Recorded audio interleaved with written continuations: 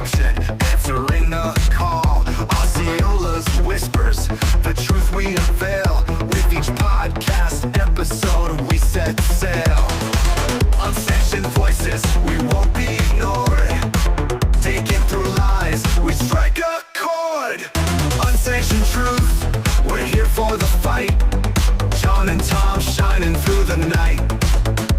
With every debate, we're raising the stakes, taking down villains for justice's sake.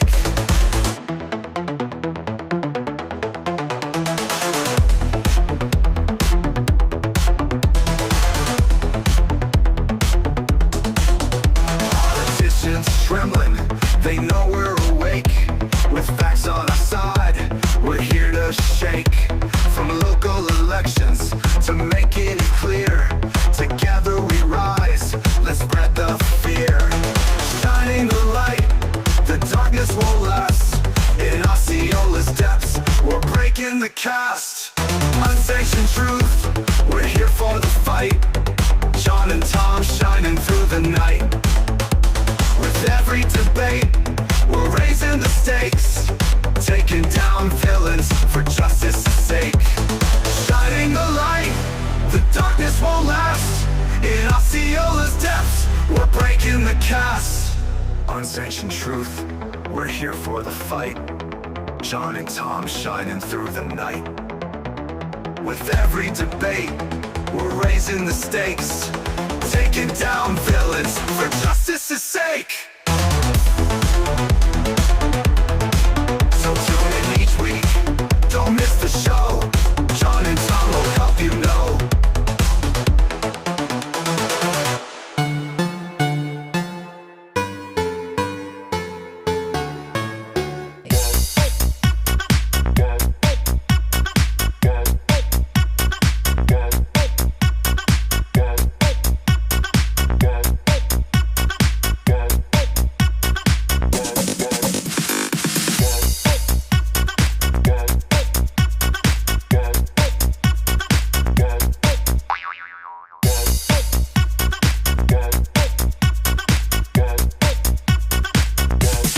You can get some.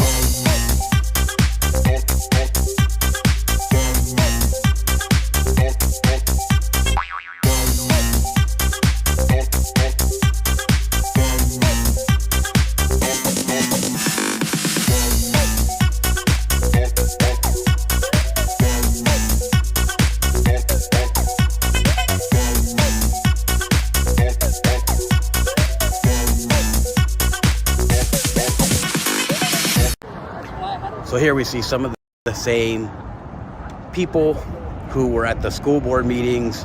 Not that too many people here, but at least now in retrospect, we see a lot of the people that were speaking out at the school board meetings in favor of the books and having sexualized content in schools were actually just members of the party and protesters.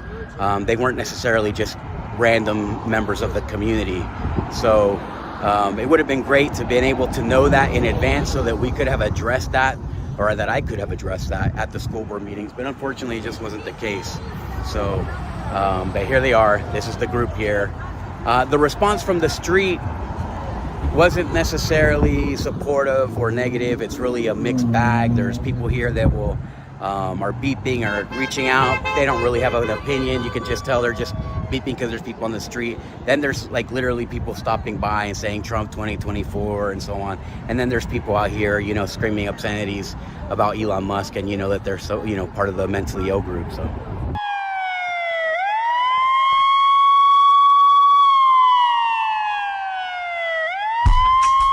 Welcome to Unsanctioned.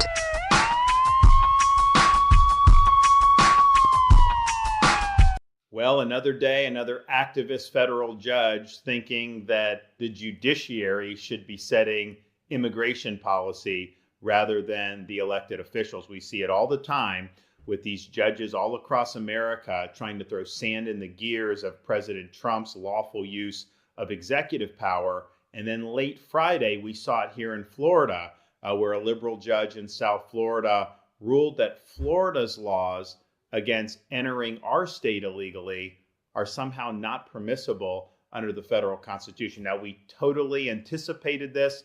We knew they would go into a favorable forum and get a result, just as I know the Trump administration has certainly not been surprised at how the judiciary's behaved. But the reality is we have a right to be able, under our state constitution and our state police powers, to be able to hold people accountable who come into this state illegally and are violating the laws of the state of Florida. And so those arrests that have been made were proper. The laws that I signed in this regard are constitutional. We, of course, are going to appeal this.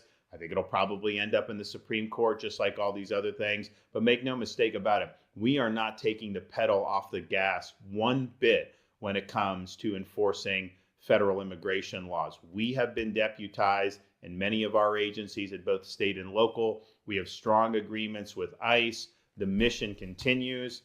We are going to be willing partners with the federal government in making sure that the laws of our country with respect to illegal immigration are finally enforced and that people here illegally are sent back to their home country.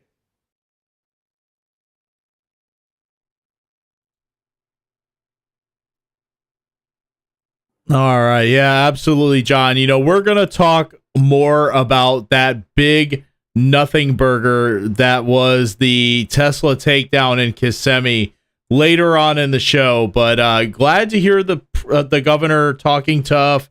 He's not going to back down from these liberal judges that are trying to shut down the immigration policy, John.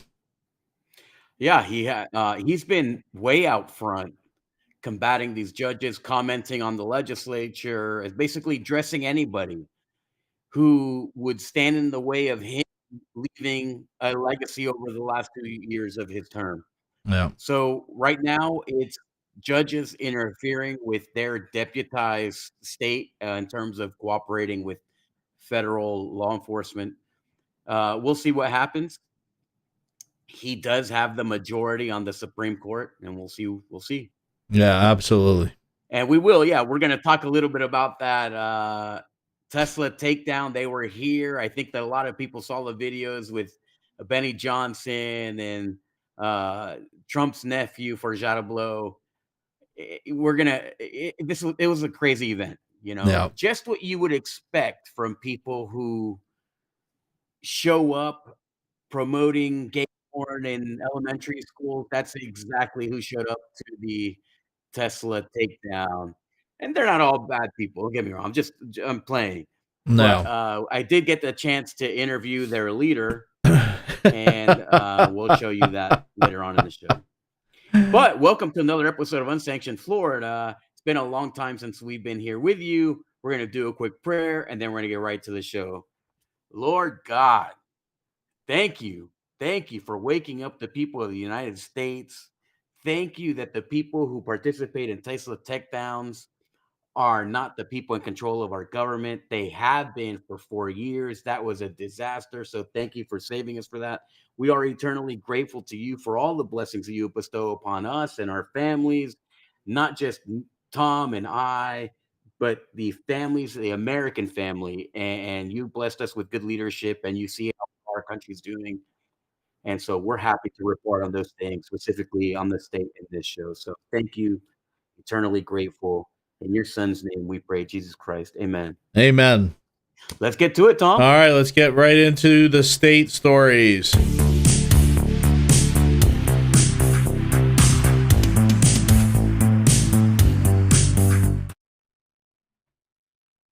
All right, John. So first up, we are going to talk about this immigration law and this judge that wanted to block immigration law, citing constitutional violations. I don't get it, but anyway, yeah, this is what they're saying, and this comes from our friends at the Tampa Free Press. Here it is. If I can get it to open. All right, there it goes.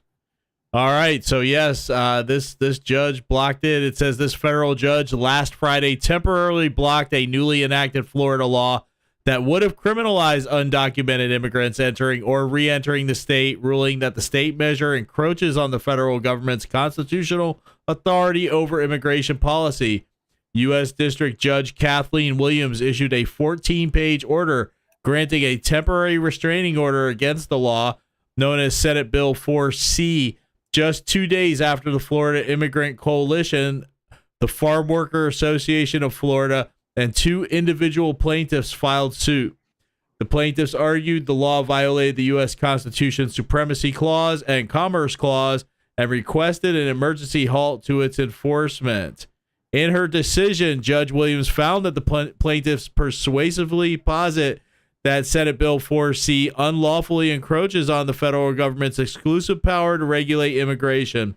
She pointed specifically to the law's mandatory prison sentences and detention provisions as conflicting with the flexibility afforded to federal immigration officials. All right. Well, and we heard the governor's response to that, John, and what he had to say. What are your thoughts on this? I mean, this is the worst case scenario for our country. It was the judicial system that was created by our founding fathers to prevent tyranny, right? You had this 3-part government of the legislature, the executive, and then the judicial branch, and they were supposed to check each other. But you have now a judicial branch weaponizing itself against the executive, and you're not supposed to have that. It's supposed to be a check and a balance. It's not supposed to be an obstructionist. So it was supposed to basically be a reactive measure, right? You go to the court in order to allow the court to react to something that is unconstitutional. Instead, what they're doing is they're legislating from the bench. And this is the worst I've ever seen in my lifetime. I've never seen activism from the bench like this. You've seen them do it a couple times, both Republicans and Democrats. You've seen it happen before, but we've never seen it like this. Trump has signed 100, as of yesterday, 111 executive orders. That's more executive orders than by any president in the last 100 years. And the Democrats, because they don't have a majority in the House, they don't have a majority in the Senate, because they're minority of party, and because they've lost all credibility, the only thing they have left is the court system. And so what they've proven is that they're willing to do anything to undermine the power of the United States government serving the American family. And they're doing that by judge shopping. Yeah. And so recently you just saw the House. They brought that forward. Hopefully in the near future, that will be a thing of the past. So I know that that's not this issue because he's complaining about a state court, but at the end of the day, this is going to trickle down. I think that activism from the bench is going to be removed. And in order to do that, it's going to curtail their ability to act as a check and balance on the government when they are actually needed. Yeah. Like, for example, when Biden was president. And I mean, all the things that are coming out from the Biden administration in his last days in office, everybody's shocked. And the court never moved to protect the American citizen from that. It never reacted the way it was supposed to.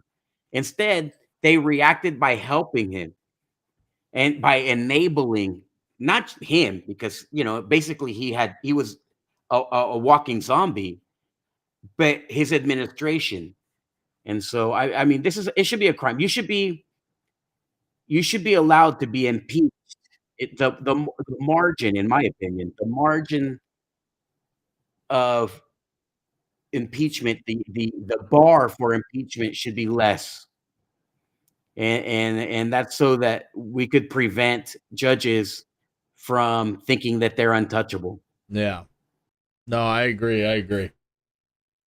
It's crazy that these judges think that they have the power to stop something that's coming from not only the federal government, but from the state itself. And it just, it makes me sick that they want to do this. But Well, they've never done it before. These guys, this law enforcement, they're interfering with law enforcement from executing their duties to enforce the law. no, What kind of judge would do that, right?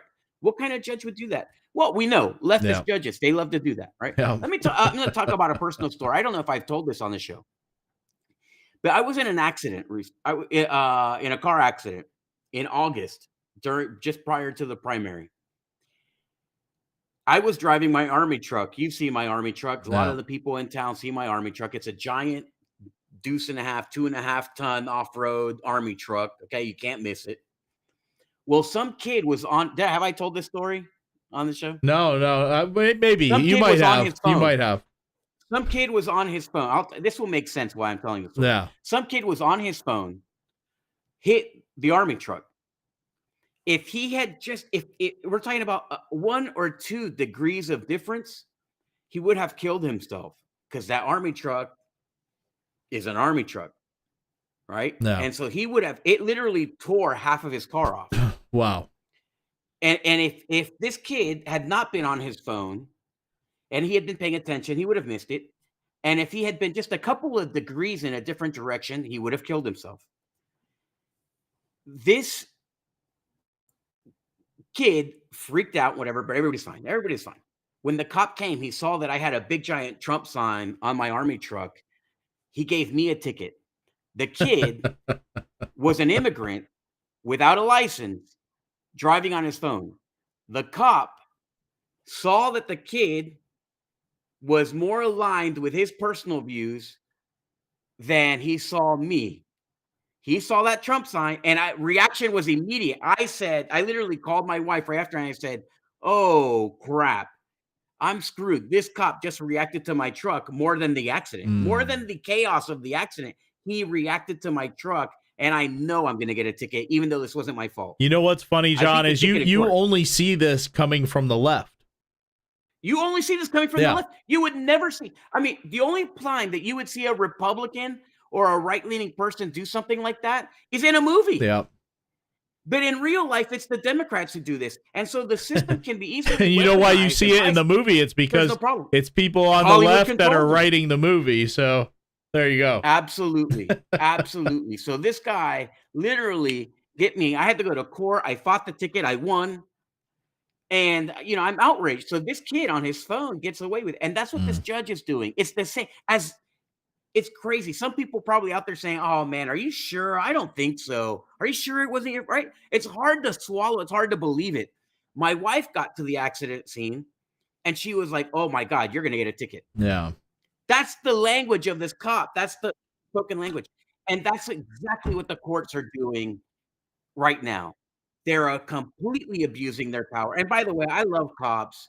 Okay. I didn't file a complaint. I didn't do none of that stuff. I love Kyle. I get it. He didn't like Trump. The funny thing is that guy is an Osceola resident. He lives in my district. Okay. So, and he was a registered Democrat. I checked, believe me, I do my homework. I went and I found him. So this guy is a Democrat. He gave me a ticket for being a Republican. And that's exactly the lack of judgment that the lack of these judges are demonstrating on the bench. So, John, we have a question. Someone's asking, was this a Kissimmee cop or was it an Osceola County sheriff deputy? Okay, so I'm not going to answer that question because I don't want to identify. Now, that in and of itself, if you're a law enforcement, well, you can say what department, right? You can say if it was Kissimmee. I can't. No? Okay. I can't because it will identify the cop. Now, LEOs know what I'm saying. So they'll be able to use that information and identify the cop. Okay, there you go.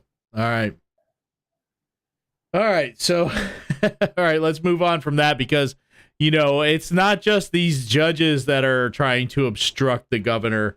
It is our legislature, specifically the House, the Florida House. They love to be at odds with the governor for some strange reason. I don't know. It could be because Daniel Perez is a rhino, a complete, total rhino. But, I don't know. I think that it's not just that they're rhinos because if the money was with MAGA, if the lobbyists were promoting MAGA, they would all be MAGA. No. If the lobbyists were all Chinese Communist Party, they would all be Communist Party. They are what the money says they are, what the money tells them they are. No. But he's a right. Yeah, he definitely is. He definitely is. I'm queuing this up right now. Let me see if it's gonna have a commercial or anything with it. Anyway.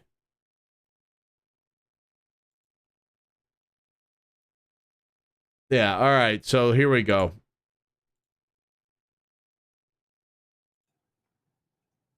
And let me pull this up, John. Here it is.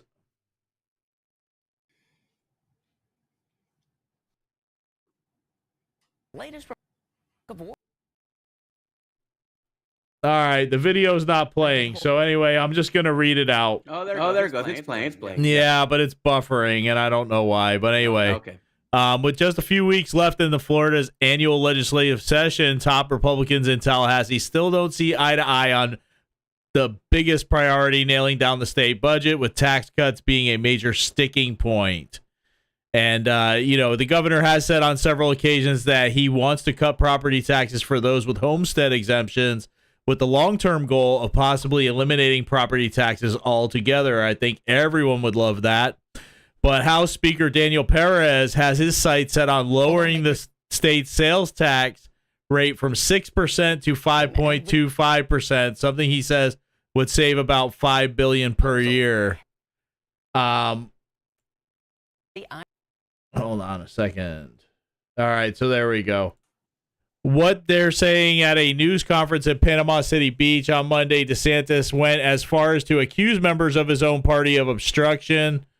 And I think we've all seen what the governor had to say about that. But anyway, yes, this is constant with Daniel Perez. We saw this when the governor called the special session and the legislature did not want to come to work at the governor's request. And it just continues on, John, now with this tax debate. What do you think is going on here? Well, like our headline says, this is basically Floridians being caught in the crossfire of politics. There's no other reason for them to disagree. They're saying that they're going to make it a constitutional issue where they're going to allow the Floridians to vote on it. Is there any question whatsoever that Floridians would vote for this 75% to 25%, 25% being the Tesla takedown paid protesters? Of course, Floridians are going to vote for it. Make it happen. But they can't allow for DeSantis to take home a victory so that Casey DeSantis, if she runs, can put up a fight against the other candidate, Byron Donalds. No. That's what this is about. This is purely about power and favor. And these guys have zero integrity.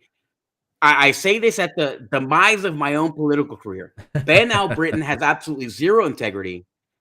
And Danny Perez has zero integrity. Danny Perez looks like the scarecrow from The Wizard of Oz. He looks absolutely feckless, clueless. Nobody knows what's going on with him. He doesn't put forward any sense of like intelligence, leadership, the dominance that you would expect from a Speaker of the House. And he's not liked by anybody. No. Except for people who are going to benefit from him being there. So lobbyists love him because obviously he can be bought and sold. The president loves him because he takes all the blame. President Albritton, he loves him because he takes all the blame for all the idiocy of the legislature right now. Yeah. Ben Albritton escapes looking like a half-witted, closeted person who doesn't speak. And I don't, for whatever reason, Perez has taken it upon himself to be at the lead of the year. And it may be that his connections and the deals that he's made are so strong in his favor that he's got nothing to lose. Right? He could be the most disliked guy. He already knows he's going to end up selling municipal bonds and make $2 million a year and lose the speakership. Right? that's to me that's the indicator. He's going to go to the next president of Gray Robinson, right? Something like that. So because otherwise, why would you do this?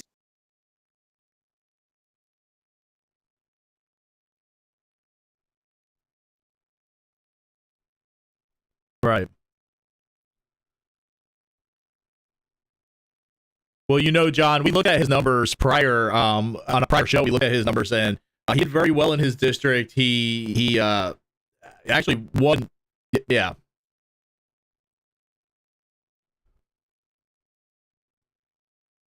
Yeah. Yeah.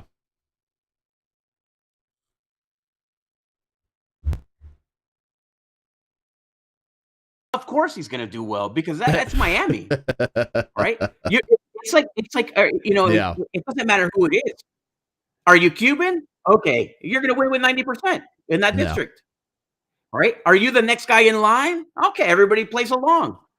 Everybody gets a little piece. It's literally like it's like the mob. If you watch a serious environment where it's like the best are the ones that rise to the top. It's turns and dealing and whatever. Not that it's any different in any other district, right? Because that dealing and turns is how it happens here in Osceola County. Look, Fred Hawkins was our state rep, right? Yeah. After Mike Lerner. I mean, is there anything to tell you that people take turns and it's not like it's the best, the cream of the crop. Those guys were like the oh, never mind. I'm not gonna say it, but these guys are not. These aren't the cream of the crop. No, they're not. They're not, John. But Erica Booth, the best.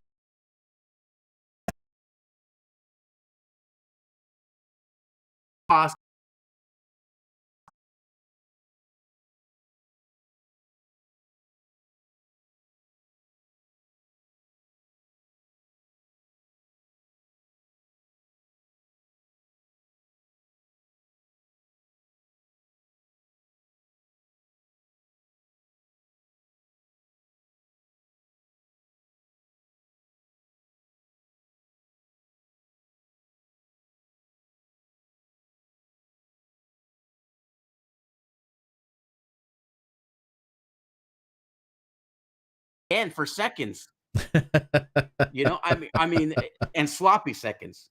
Hey, John, so Angelica McKinney's watching, and she says it's sabotage. In her opinion, they won't get any major legislation through, like insurance, election integrity, and other things. They all need to be replaced to end their game, and I think we both agree with that. Listen, Angelica's super smart. Angelica was the founding president of the FRA in Osceola County, and Angelica has her finger right on that pulse. She's wrong about one thing. They will pass election integrity legislation, except it's not going to actually be election integrity legislation. It's going to be called legislation integrity, and then it's actually going to be undermining Floridians' right to elections that are free and clear. Yeah. It's going to be the interference with Republicans' right to be Republicans in the open without having to bend the knee and kiss the ring of the weak-chinned chairman. I mean, this would be a good opportunity to talk about that, what we were talking about earlier. We're talking about 1249. Yep. And so House Bill 1249 is a grotesque bill. It basically controls who can run as a Republican, who can announce themselves as a Republican. And this is the most, it's first of all, it's put forward by a used car salesman named Dean Black. And when I say used car salesman, think of the most grittiest, dirtiest, greasy used car salesman you've ever met or seen on TV. Now, think of that guy's mentor. That's Dean Black. Yeah. And here's the summary for that's a bill. compliment for him. I mean, honestly. If you always talk about a show on this show, which is Righteous Gemstones. Yeah. If Righteous Gemstones was taking place on a used car lot, that would be this guy. Yeah. So, okay. It says the bill introduces new requirements for voter guides, including disclaimers based on political party approval and mandates that any voter guide advocating for a candidate must have prior written authorization from that candidate. Okay, yeah. So, here, you want me to bring it up? I'll pull it up on the screen. I can put it up here. Okay. Yeah, that's fine. And you can just put us in a little window. Yeah. But the point is that, number one, they're trying to put their thumb on the candidates and have control over them. And then the penalties for non-compliance have been increased with fines raised from a maximum of $25 to $10,000 per calendar month. Okay, so it's substantial. Okay, now it's no joke. $10,000 is a serious fine. No. Aiming to this is the part that pisses me off. Aiming to strengthen the integrity and clarity of the election process in Florida. Okay, it doesn't matter what any of the words before that are.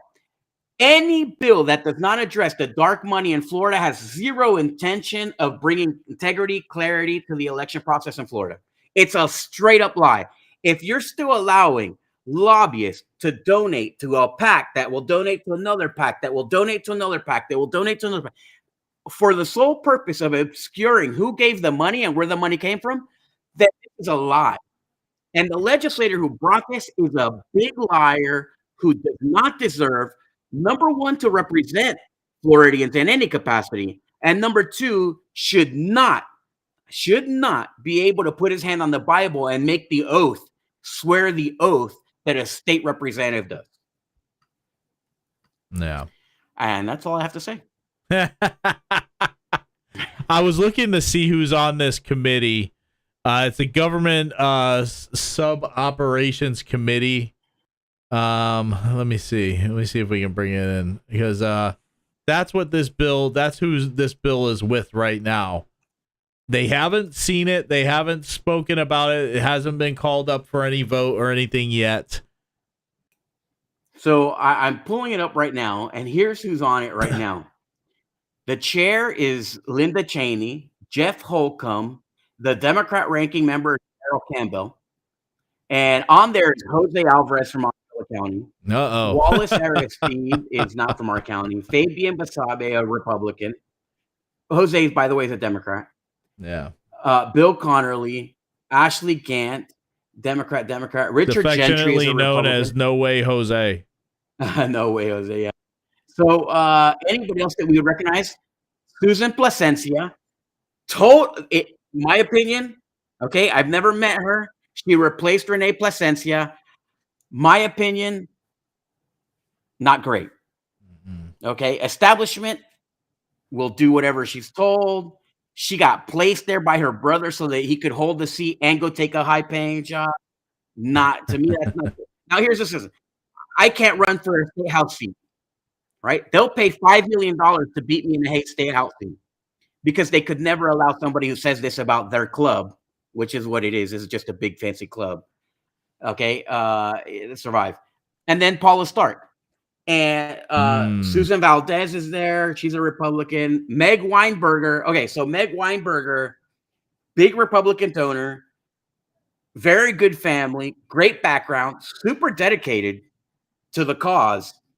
I pray that she uses her money and influence to do the right thing. She's a new one. Paula Stark is from Osceola County, and I think that most Republicans in Osceola County, except for the establishment, will agree that she's been a disappointment. Right? She had a couple of bad votes.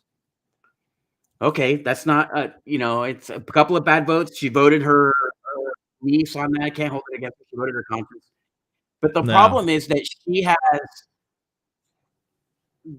she's not walking on the line. She's walking inside the wall, the way like a rat scurries in the wall of a house. Okay, she's like walking inside the wall. She's not creating any base or connection with her base. I don't know if she's never like come out like full on Mike Horner, Fred Hawkins establishment, jerk off. She's never done that. She's quite pleasant. She's very nice. She answers calls, whatever. Nobody knows what her role is, and that's by design. So she is like inside the wall trying to get across without being seen, right? I don't know what's happening behind the scenes. Yeah.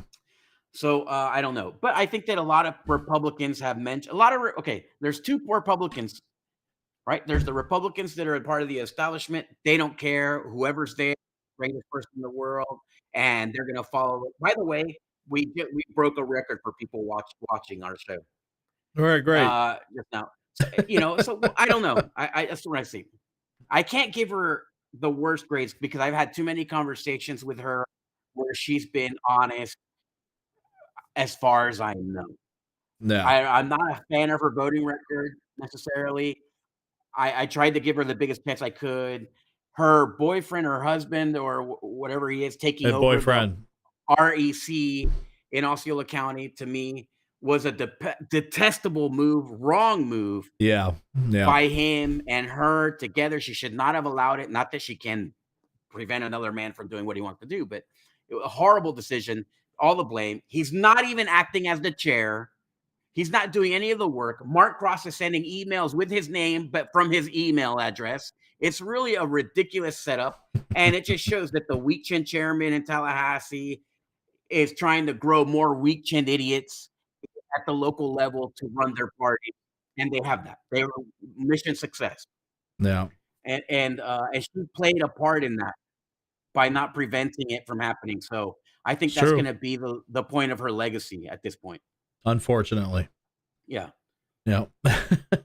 Just like Susan Placencia's legacy is always going to be that her brother placed her there. Yeah. Yeah. You know, I mean, so this, I don't know all the people. I don't know all of these representatives, but the ones that I do know don't provide me with a lot of confidence that they're going to do the right thing when it comes to 1249, which is a disaster of a bill.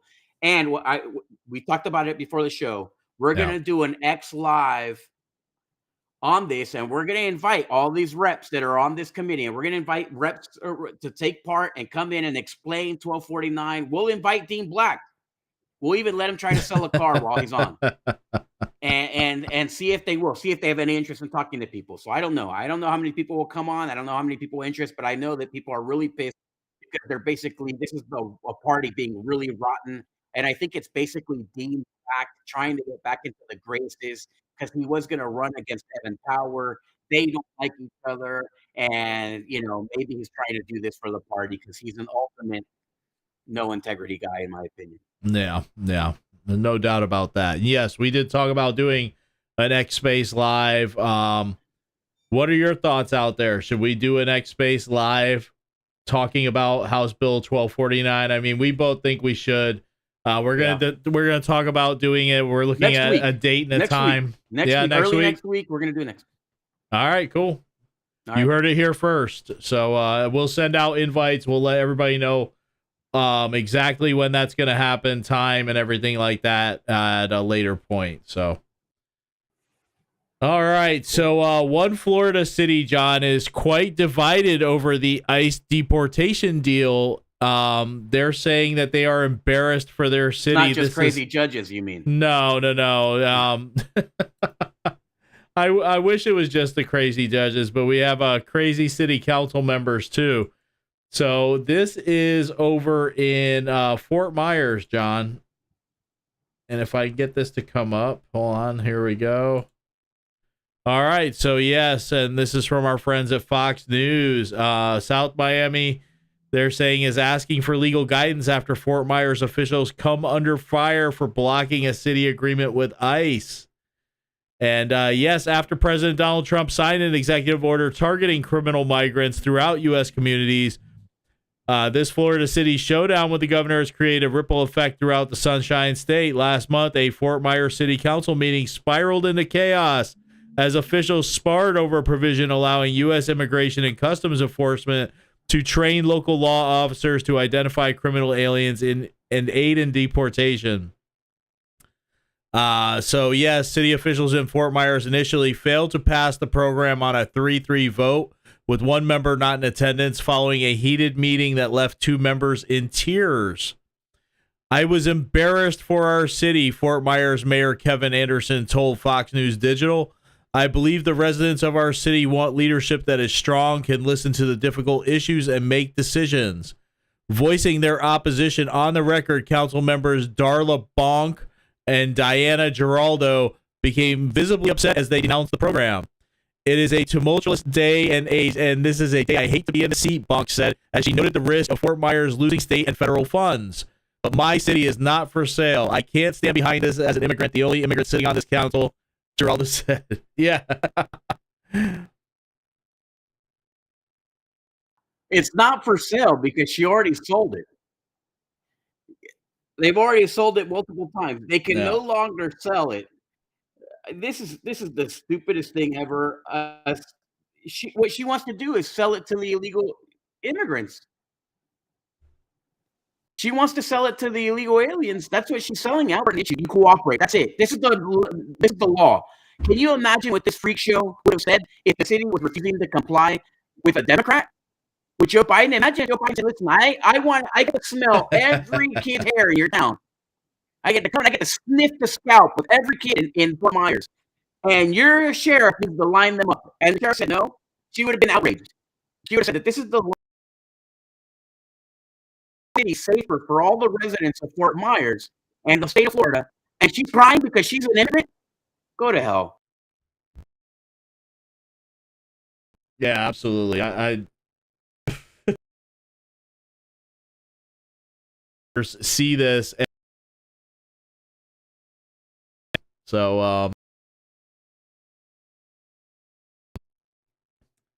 yeah, I don't know.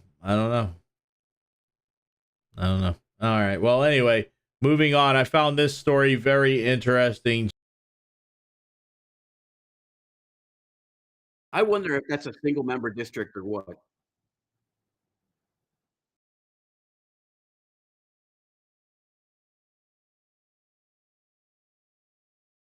John, this married GOP official's cringe response after being busted for following 60 OnlyFans models and dating accounts.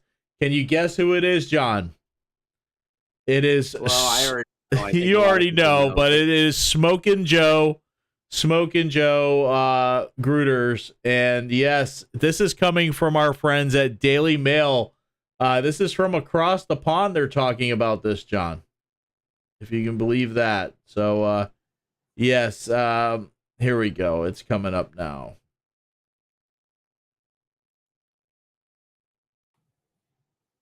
All right, so there it is. Married GOP official. So, yes, Joe Gruters, 47, is a husband to Sydney, father of 3 young kids, and elected Florida state senator who currently serves as treasurer of the Republican National Committee. A review of his private Instagram account exclusively shared with DailyMail.com found that as of last week, Gruters was following at least 60 OnlyFans model profiles showing women in skimpy clothing and swimsuits. He was also found to follow a handful of gambling accounts and others giving out tips for dating, male grooming, and confidence. Gruters stunningly admitted that he follows questionable accounts when DailyMail.com reached him for comment. But he insisted that he does not personally know everyone I follow or who follows me. I typically engage accounts that are recommended or interact with my account, Gruters told Daily Mail. He vowed that said, I will review my follows and remove any content that may be considered questionable. Joe, you should have done that in the first place. As a publication, Gruters was following 6,477 accounts, a notable amount for a profile that is set to private. He has 3,781 followers, all of which require the account holder's approval to be able to view his posts. And yeah, there he is. And there's an example of one of the accounts that he follows. It says use 6 dubs, and it says get to know me better on OnlyFans. And there's a few pictures of her. All right, I guess Joe likes that. Then there's Blondie0299, and it says she's an entrepreneur from LA Bombshell, OnlyFans.com, and there's some pictures of her. Very nice. So Gruters was investigated by the Republican Party of Florida when he was its chairman in 2021 for third-party claims of sexual harassment of a legislative staffer when they drove him home following a night out at a bar in Tallahassee. The allegation was dismissed after an independent probe found no accuser with firsthand knowledge of the supposed incident was willing to come forward. At the time, Gruters denied even knowing about the claims against him or the ensuing investigation. Gruters, as a member of the Florida Senate, has recently broken with the party on a few fronts and fought against Governor Ron DeSantis' agenda, including on pushing more lax marijuana-related laws. This is why I call him Smokin' Joe. On that same account where he is following the adult content accounts, Gruters mostly posts images of and with his wife and young children who reside in Sarasota. Yeah, so they give an example of a post that he posted, him and his family, fishing. And there's another example of Smokin' Joe with his kids. So Yeah, so daily dating and grooming advice for men is an account he follows. Prisoner vids, that's not too weird. Emily Levy, there we go. uh,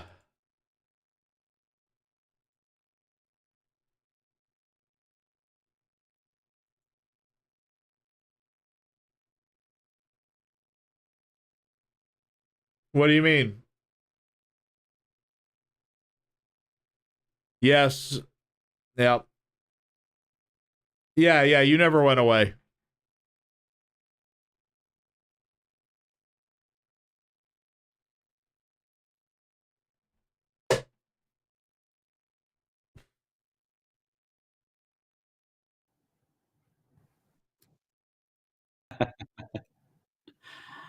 All right. Well, let's Yep. talk. Let's. Well, John, he probably had a few Republican friends that he had following him. Remember, he lost a lot of endorsements with some of the things he's done recently, including his fights with the governor, including his support for recreational marijuana. So, it wouldn't surprise me if somebody that was a fan of Joe Gruder's ended up not being a fan of Joe Gruder's and went and reported him to Daily Mail.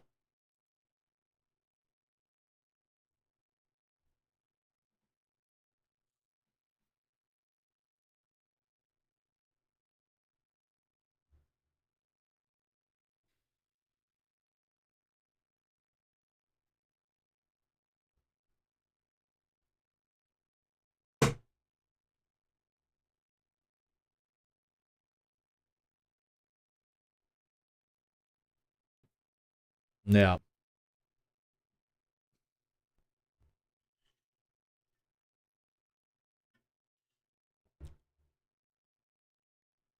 Yeah.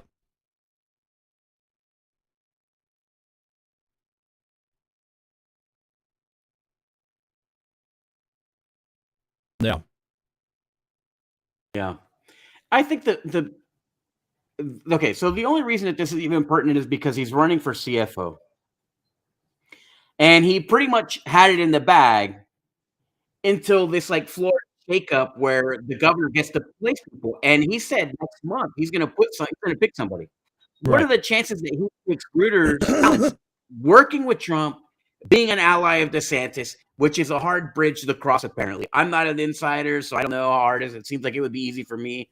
I try to do that on the show. I try to do that myself. Like, I can acknowledge that he's a good governor. I'm not going to choose the governor over the president, especially because the president's the whole reason that the governor exists. That's just a fact. You can't get away from it.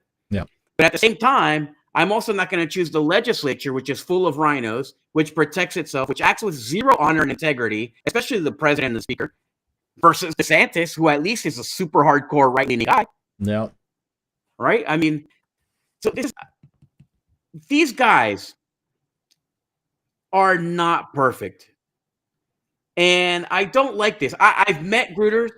Gruters was the chairman of a committee that I went and I spoke in front of. He's acknowledged that in front of people and stuff. He wrote me a letter saying, hey, if you never, he texted me right when I left that. And he said, hey, great job. That was a really great speech. And, if you ever need anything, call me or whatever. I thought he was a nice guy. I asked him for a lot of favors since then to help me, but he never did. So disclaimer, right? He never helped. What wasn't he the But- guy that got us thrown out of the Republican Party meeting So it over at the looked Rosa? like that. I don't know that for a fact, but it looked that way, right? That's why I never mentioned it. Otherwise, I would be pretty pissed. But he maybe have said, hey, get those two guys with the cameras out of here, right? Well, of course, we're media, and we had the right to be there. But they could also have the right to kick us out.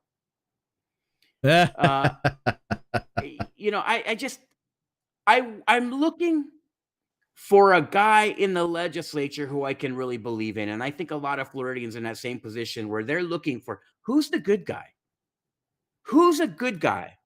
Who honors their family? Who honors God? Who honors their oath that they make on behalf of the Floridian, on behalf of American families? Bernie. And Bernie's one, absolutely, right? No. And there's more.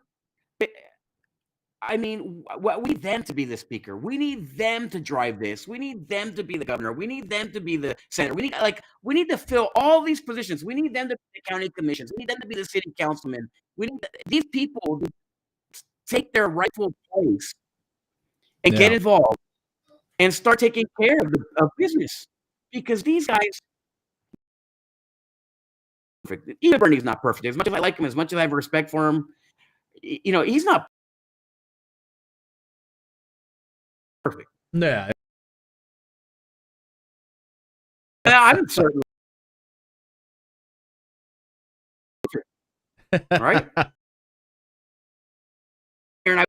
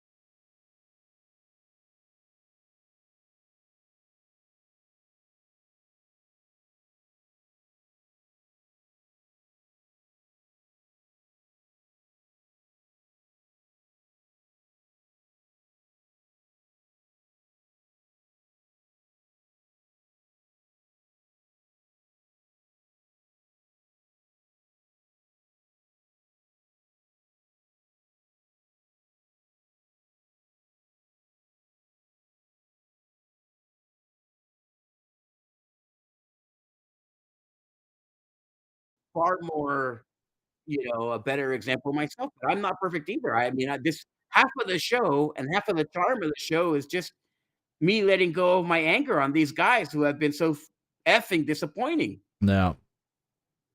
Yeah, it's true. So, yeah, I mean, it's just at what point does it get better? I don't know.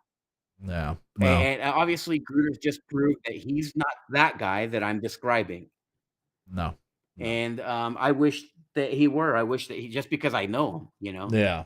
And so I'm waiting for somebody to step up and be that leader that we need in Florida. Like Ron DeSantis, I think a lot of Florida thought that Ron DeSantis was that guy. Right? Yeah. I think a lot of us thought that. And then he made some deals with the establishment in order to fund his race for president, and all of our hearts were broken. Yeah. Right? Yeah. He I mean, endorsed Fred Hawkins. I think he's kind of learned his lesson, or at least somewhat, because I see him coming back and being the governor that we wanted him to be. Yeah. So, but he's not fighting hard enough right now. Is he making deals, or is he fighting? Because right now he would be destroying the legislature because they're in session. No. Right? Right now, start running people, because after this legislative season, I mean, I guess I don't know this timing. They're political animals. They know better than I do, what the timing is. But I hope that he does. I hope that they clean house. Do that with that seat. If you can do that, one last thing, that would be the greatest legacy. Forget everything else that he's done, parental rights, everything. If he can clean house at the Florida legislature and get people elected the seats who deserve to be there and deserve to represent the American family with honor and integrity, I mean, that's what he'll be remembered for. And then he will win Florida in a presidential primary. Well, John, he did say that he was going to fund primary challengers to some of these people. He said, but all these guys also put their hand on the Bible and they swore something very sacred, in my opinion, and they've, said nothing but BS. No. So, I just don't know. I got to see it. Like there's a lot of times that I was in a village in Afghanistan and I'd hear some village leaders say, "Oh, don't worry, we're not going to fight with you." And then you're walking back to, your patrol base and you get, 10 RPGs flying your head. I don't believe anybody. I want to see it. Yeah. No, I hear you. I'm with you on that. All right, John. So this is the last story we're going to talk about in the Florida segment, at least the state segment, before we move on to Osceola County. And this is about a judge, a Broward County judge, who is facing discipline and may be reprimanded for her political contributions, John. And would you be able to guess where she was contributing to? This is a crazy, crazy story. Yeah, it absolutely is. But here we go. Let me see. There it goes. All right. By the way, let me take a moment just to say that we are. Go ahead. No. I was just gonna go ahead and start reading out this story, but yeah.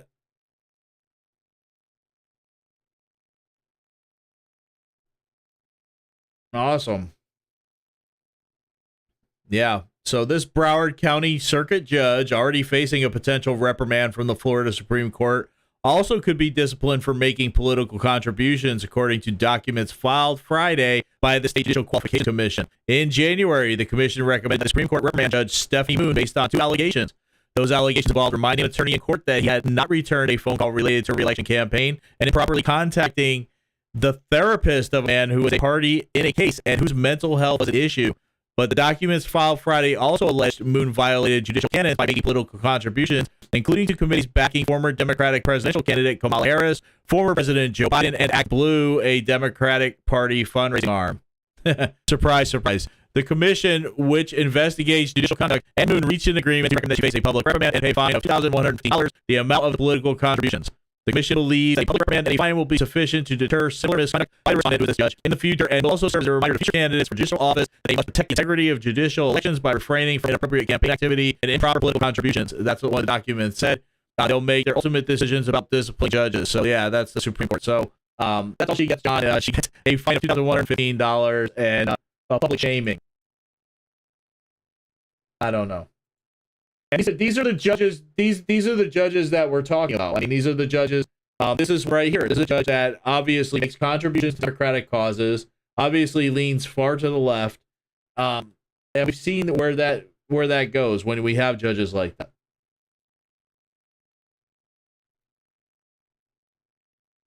Let me see if I can bring that up real quick. Hold on, let me see if there's a.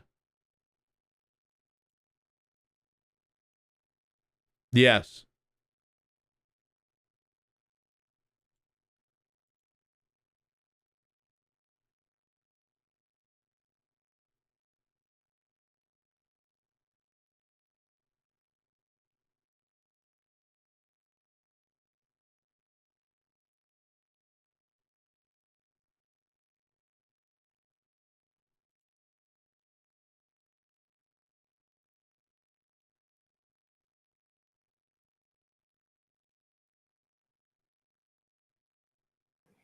I mean, do you have the video where she's talking to the guy?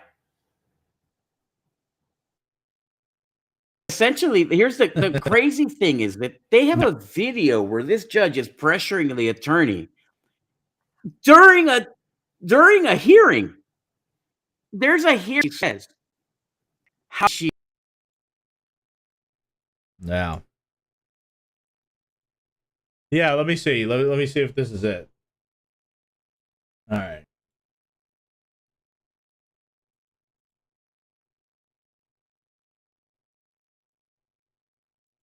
Yeah, I just didn't want to play any commercials or anything, you know.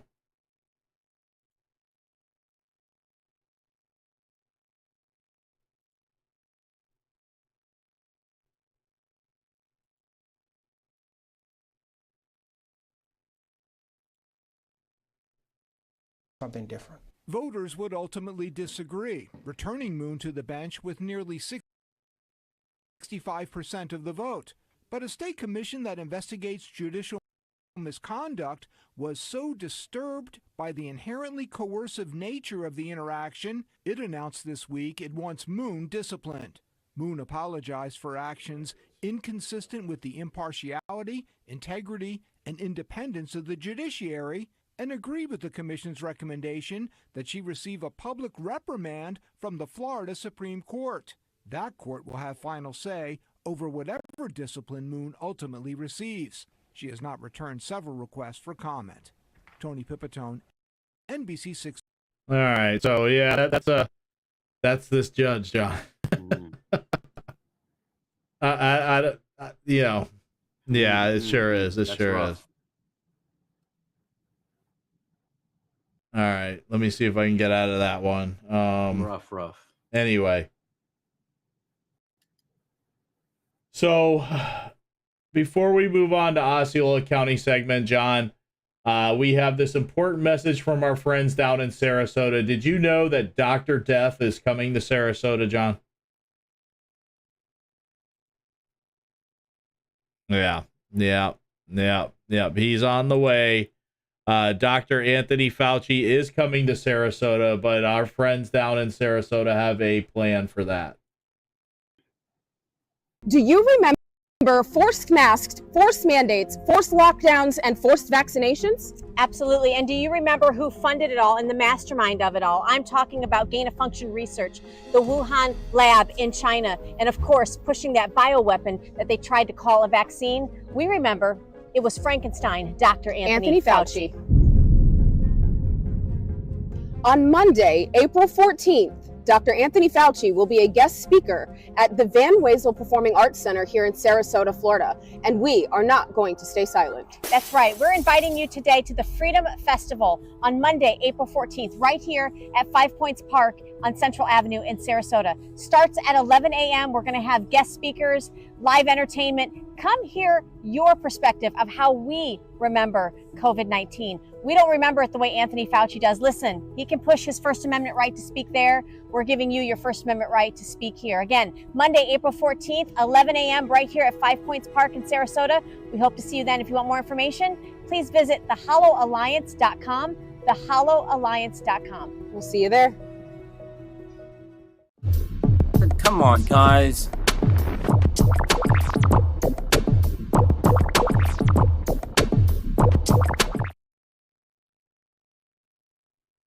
All right, so the people at home definitely heard that, John, so don't worry about that. I don't know why. I guess I didn't turn on the sound for us to hear it, but anyway. I heard it. All right, you did? All right, well, I didn't. Isn't that weird? All right, so maybe I turned it off for myself. But anyway, okay. The first one is up. We're not going to hold it back for any time here. We're going to go straight to it. We're going to talk about the Tesla takedown in Kissimmee that happened. A total nothing burger, a total joke. How many people would you say? It was about 12 people, John? I don't know. Somewhere between 12 and 20. I think at one point there might have been about 20 people there. But, I think they probably had an average of maybe a dozen people. The there. extreme fringe of Osceola County showed up to this thing. It wasn't any, Osceola County is a blue county. So, my expectation was that we'd see a ton of Democrats there. We would see a ton of protesters, but we didn't see that. We saw, 12, 20, whatever. A very small number of extreme fringe Democrats show up to this event. It was mocked by you, Byron Donalds, Forgiato Blow, and Betty Johnson. And I had no idea, I'm sure as you had no idea that these guys were going to show up there.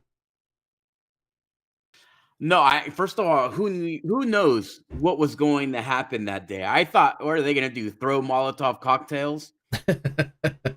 With the nut jobs that are in Osceola County, and those are just the elected nut jobs. I imagine the worst.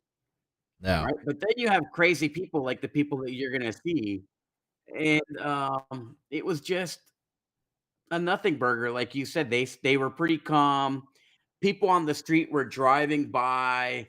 A lot of them were like pro-Trump. They would go nuts, right? The people on the thing, they would be nuts, and they would make it. If people knew, if the signs were more effective, can you put up rolls through some of the pictures that we have? Well, I do have your interview. There was one sign which I thought was very ineffective. Yeah, let's look at that sign here. Yeah, there you go. Their sign. Look how they write that. Yes. Is Tom Lord a Nazi? It looks like a third grader wrote it, and I don't know that third grader. I'm not offended at all by this. By the way, I'm not offended at all. I'm actually flattered that they put my name on a sign to ask if I'm a Nazi. and got my name in front of a man who could be the next governor of the state of Florida. So thank you to Darby Bronson. And I know it's you. We're gonna have to tag them. Yeah. And let them, I'll have to send it to them. But the funny thing is that I did interview them, but they had signs, and their signs were ridiculous. Yeah. Yeah. That doesn't say anything. You think people are going to be like, oh, yeah, look at them. Only some blue-haired trans crazies would have been supporting them. Yeah. Yeah. Otherwise, nobody was going to support that, right? No. Tom Lord's a Nazi. I mean, all they did, all they did was put my name out there, and then people were probably Googling Tom Lord to figure out who the hell they're protesting. I mean, I'm not a well-known commodity except for here locally, probably in the city of St. Cloud. So, I mean, Yeah, and they're like, wow, who's Tom Lord? Who's Tom Lord? Who's Tom Lord? Right? And we're talking about Benny Johnson and Byron Donalds, and Forgiato Blow. Like, here, they're like, Tom Lord. I don't get it. What's Tom Lord? Oh, Tom Lord, some local guy who does a show. He said it's in Tom Lord. We got to tag them. We got to tag them. And we got to get you on their shows, as a victim of the left. Yeah. And you're not some kind of super right-wing extremist. No. You're a normal guy. No. And here they are calling you a Nazi because you put out a memo that was addressing violence in Osceola County, potential for violence. Yes, absolutely. As my duties and I guess I could say it here. I am the president of the local chapter of the Florida Republican Assembly of Osceola County. And I did put out a statement denouncing the fact that they were going to do this thing in Osceola County at our Kissimmee Tesla dealership, because I've seen what's happened across the nation. I've seen the way that they vandalized Teslas and the vandalized Tesla owners, and it's just something we don't need here in Osceola County. We don't want it here. Yeah. And I put out this statement. This upset quite a few local Democrats. They decided to talk about it on Blue Sky, their private echo chamber. They decided to bring this sign down there, but it was really ridiculous. We had down there a woman who is known for wanting to transition her small children. All right. We had a known socialist. Allegedly. Yeah. A known socialist who is campaigning for House District 47, and a former school board candidate who really shown everyone how unstable she is. And thank God that she never got elected to office. But we do have one video here, John, and this will give you an example. The guy in this video is talking to Forgiato Blow and Congressman Donalds, and he obviously makes a fool of himself. This is the candidate. This is the guy who is running for House District 47. Here he is. Let me make sure everything's on. I want to hear this.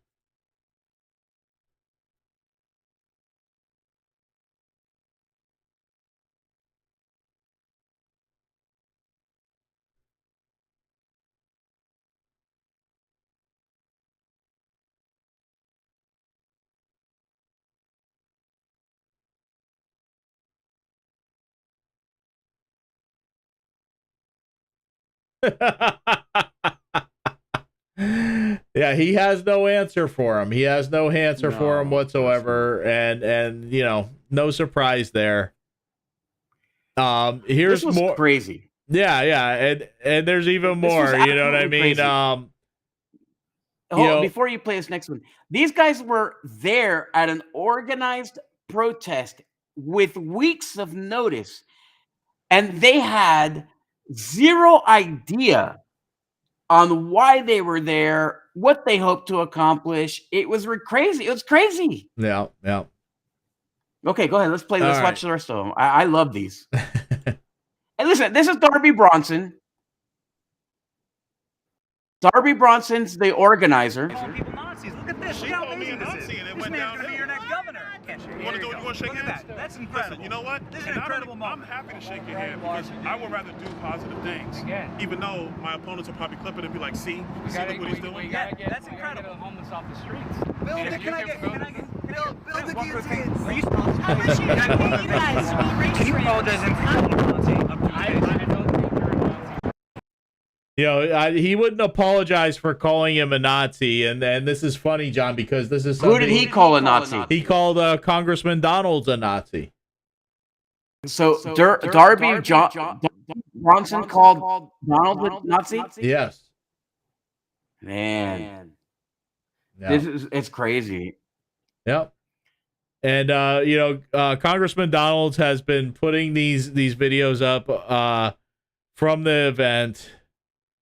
Here's another one. Hold on a minute. I'm gonna pull this up.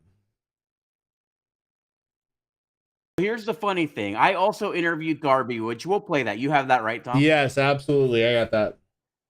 And so the worst part is that these guys, Darby Bronson's not a bad guy.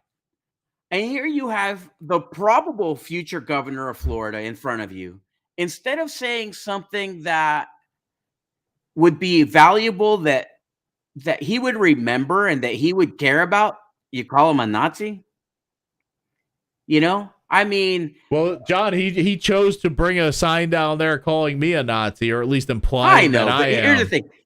That's between us, though, right? Like you and me, we're just humble guys from the area. Yeah. But people know us. I get recognized for doing this show all the time, at least once a week.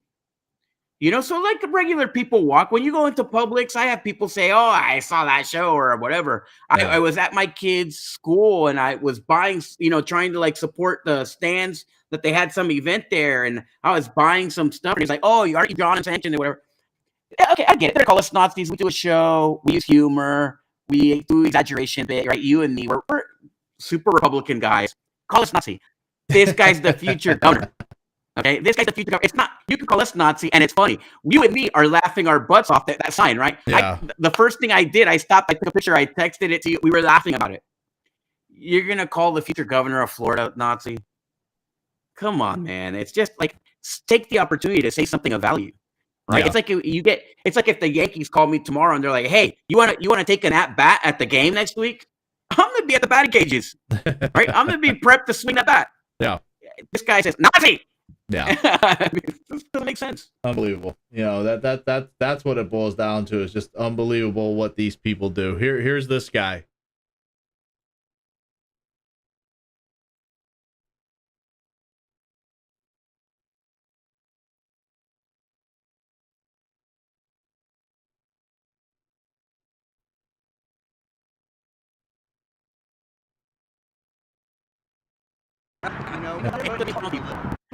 I don't know. I'm gonna make a bet, John, that this guy, he's talking about that we need tradesmen. I'm willing to bet that this guy does not work a trade. I would even question that this guy works Yes, at he all. does. Listen, Tom, you're wrong. You're wrong. You're wrong. You're assuming his gender because you called him a male, first of all, and then you're assuming that he's as feminine as that shirt that he's wearing.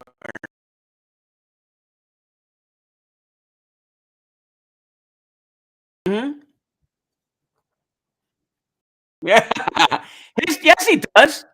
Listen, Tom, you're wrong.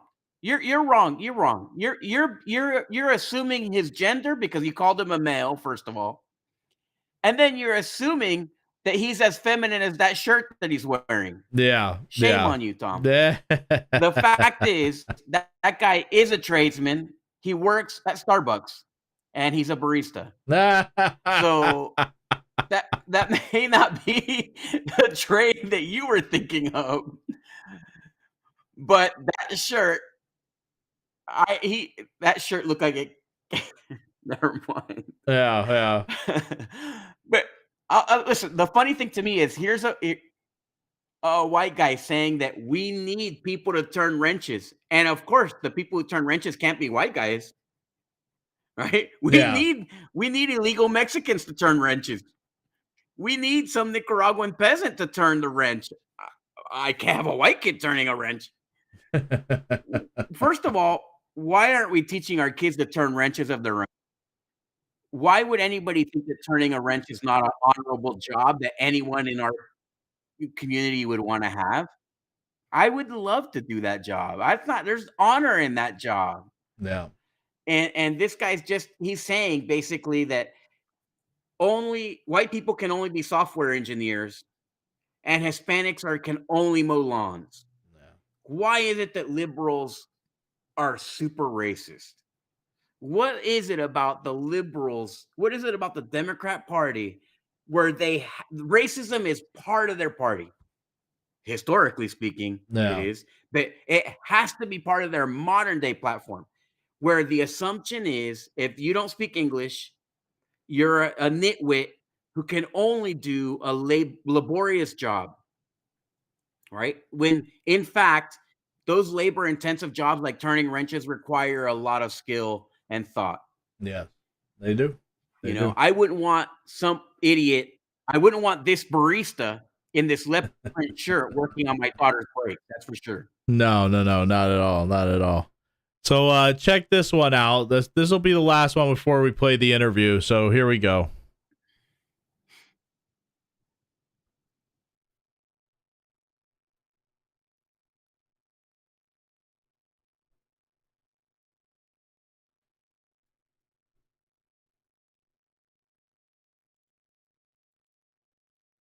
Our children who know who they are. Number one, No. Of course you're not, because you're a fascist. You're a trace. You're a race traitor and you're a fascist. A race traitor. She called him a race traitor. I don't agree, and then you start yelling at me. You call me a fascist. You call me a race traitor, and you want me to with you? What are you thinking about? I'm talking about. I believe you as I believe you. I don't agree with you that all of us and I don't agree with you. You are now becoming American. I'm gonna be your. No, you're not. No, you're not. Wow. Now that first part, the beginning there, I had to keep it quiet because she did some cursing. I didn't want to put that out there, but yeah. First of all, this is the definition of a nut job. Yeah. When I talked earlier in the show about being prepared, right? If the Yankees are calling you up, then you better be prepared to take that swing.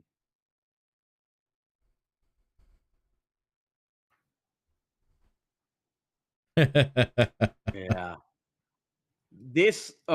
First of all, this is the definition of a nut job. When I talked earlier in the show about being prepared, right? If the Yankees are calling you up, then you better be prepared to take that swing. She does a full-on disaster of an interaction with the future governor. It's the most, I really like Byron Donalds here because he's so humble to get out there on the street and get dirty. He literally is turning wrenches in retail politics right there with somebody who's clearly nuts. Clearly, right? As clear as day. She has to be on medication. Like you said, we suspect that she's trying to transition her own kids. She comes to school board meetings and she advocates on behalf of the ugliest things that you would want in a school.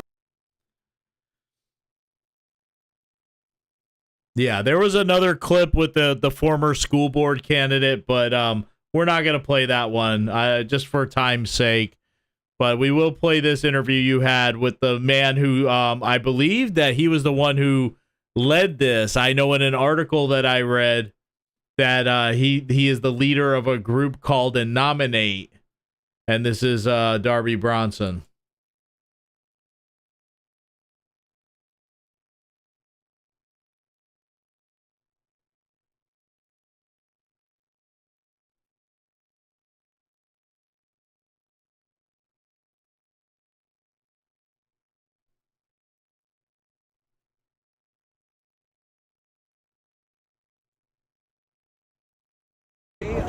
Hey everybody, this is John UNsanctioned, John Arguello, former school board member, Osceola County, and I'm here at the Tesla protest here, which is just over here.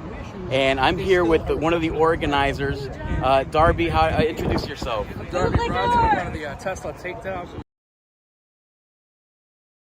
We started this morning in Claremont. Tesla will go back to lumping our election costs. But right now we're going to Polestar Riviera right now.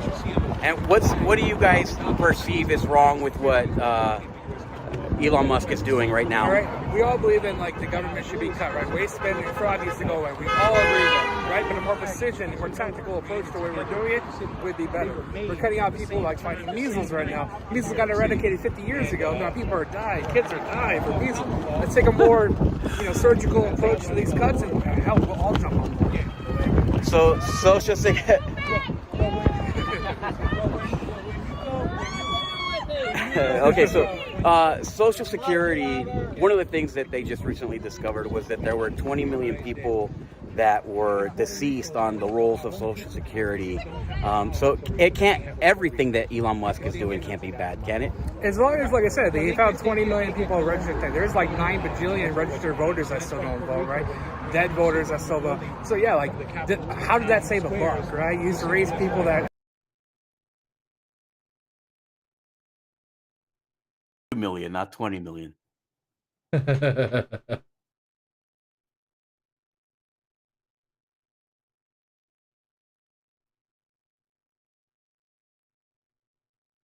haven't received a check yet. Now, if you can prove that they were getting checks, please do, man. I check that Doge website every day, and there's nothing on there.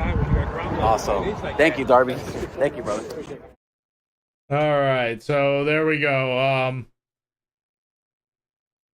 That was your interview with Darby Bronson, the man who chose to bring a sign with my name on it. I didn't know he was from Claremont. I think it was a different guy. It was a different guy. Oh, okay. He was holding it though.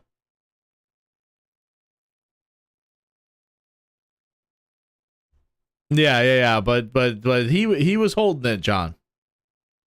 Yeah, no, I know, but but I think he got a picture of it. But they were taking turns holding that sign. Yeah, it's like apparently for Democrats, it's an honor holding the sign that says Nazi. Yeah. So, but Darby's not a bad guy. He's a good guy. He loves his family. He's a described socialist, right? And he's not the only socialist there. Yeah. The candidate for state representative 47 is also a known socialist. Yeah. And we saw him in that first video, and he made a complete ass of himself in front of Byron Donalds. This is funny. Listen, it's more comical than anywhere else. Thank God this is not a county where they're setting these places on fire, and they weren't do that, and I could see that. And yeah. Anyways, Benny Johnson was there. I got to talk to Benny Johnson. I talked to Perjada Blow about why they would come to Osceola County. And the fact is that this is an important. Central Florida is an important thing. There right now, the Democrats are trying to get rid of Corey Mills in 7 and some other seats. They're trying to fight. They spent a whole bunch of money against Randy Fine, because they knew that the Republicans hate Randy Fine, right? Their people are not a fan. Of course, they want a Republican, but they're not a fan of him.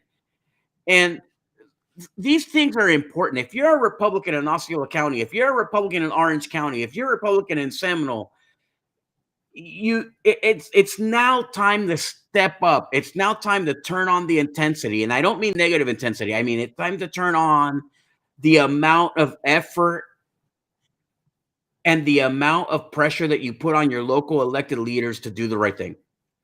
They're feeling that pressure. And if they weren't, we wouldn't be going through this thing. Byron Donalds would not be in Kissimmee for this. He would have. They had it in other places, but where did he come? Yeah. So, Byron, I'm sorry I missed you.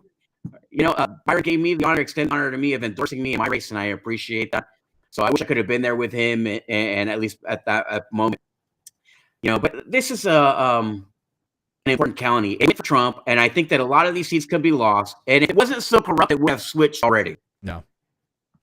So it's just that they're so corrupt, and people are so numb to the idiocy of our leaders like Brandon Carrington and Ricky Booth and. Well, you see, that's the thing, John. Look, You a lot know, of them. our county did go with Trump. They did vote for Trump, but we still are outnumbered by Democrats in Osceola County, and you've got to question why.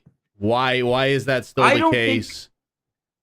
I don't think that we're out. Okay, we are outnumbered in terms of registrations. Yeah, we do have a We're lot not of outnumbered in terms of independents. voters. The independents are about the same number as the Democrats. Yeah, if not more. Maybe it was that independent swing. Maybe it's because, I don't know, local residents can't trust the Republican Party. Maybe they know better not to trust the RPOF. Maybe it's because our RPOF, our REC, is represented by a bunch of octogenarians and extremely old people. Like, if you went and seen their booth at the Spring Fling this past Saturday, if you went and saw their booth at the Spring Fling, you had George the Jackal there. And honestly, John, I saw him walking by. Yes, absolutely. You said it looked like a scene from the movie Cocoon, and you're exactly right. George walked by, right? Because they kept walking by. Yeah. They kept walking by. So you had Vel Venko. I call her Vel the Vampire, because this woman has 24/7 RBF, right? Every time you see her or look at her, she looks like she could kill you. George walks by, and he's like waddling by. He looks like how and I God forgive me, he looks like, yeah. I mean, just terrible compared to the way he was a few years ago when he was rallying to save you from persecution on the school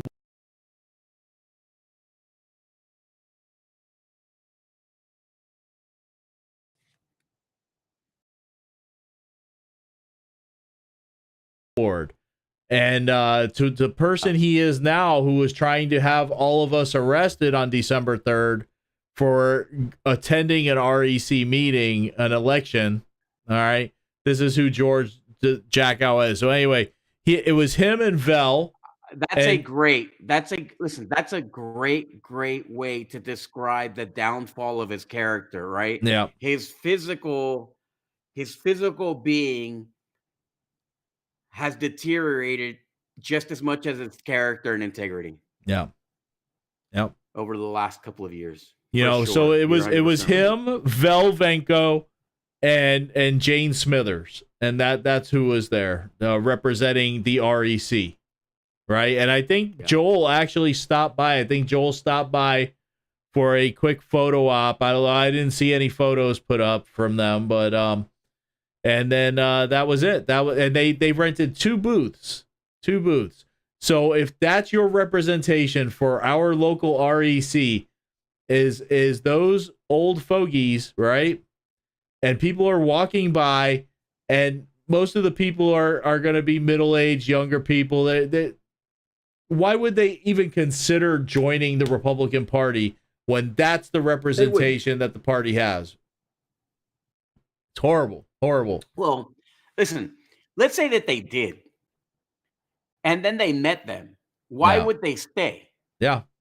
So, so you can't attract them with youth or energy or dynamism or anything like that. And then you bring them in. Let's say that you do get them in. Let's say that the people are they're happy. They're there for the cause. They go into the house and fine. And then what? You ruin them with a lack of integrity, lack of honesty, with total miserableness of those people. Just the lack of patriotism and the dirty lies. You basically cover them in lies. Who's going to want to stay? Yeah. They're ruining the party, and that's the intent and strategy of the Republican Party of Florida across the state. We played a video good at it here in Osceola County. We played an opening video to a Florida show, and I think it was like 2 or 3 shows back, and it was an opening where Tony Busby went and interviewed them. They were at some event, and of course, it was the same. It was the usual suspects that were at the event. It was George and Vel, and Vel's sitting there with her RBF eating a sandwich throughout the whole time that Tony Busby is interviewing them. And George, it was like he was having trouble following what was going on with the questions that Tony Busby was asking. So it's a sad state of affairs. And if you wonder why we have trouble increasing the number of Republicans in Osceola County, that's a key reason right there, is that we have these same old unlikable people representing the Republican Party here in Osceola County. So and that's the RPOF, the actual party. I'm not talking about the grassroots like the FRA, like the Osceola Conservative Action Committee. You've got different groups out there that represent the grassroots, not the actual party, the state party, which is horrible. Anyway, I'm sorry I went on a rant. I agree with you 100%. These guys are the reason. We say it every week. The only organization worse than the Republican Party is the Democrat Party. Yep. It's the truth. All right, John. So I'll never understand why or how Monique Worrell got reelected and put back into office. But yes, she's back in the state attorney's office. And once again, I don't know why anybody would be surprised that she's causing issues once again. And everyone is now worried over her new protocol that she has going on, John. And let me make sure that there's no advertisement in front of this video. And there's not. Okay, good. All right. Just making sure, Yeah. So here we go.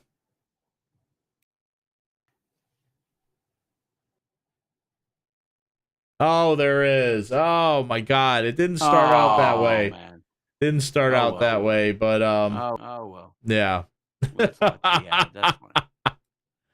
Oh my God.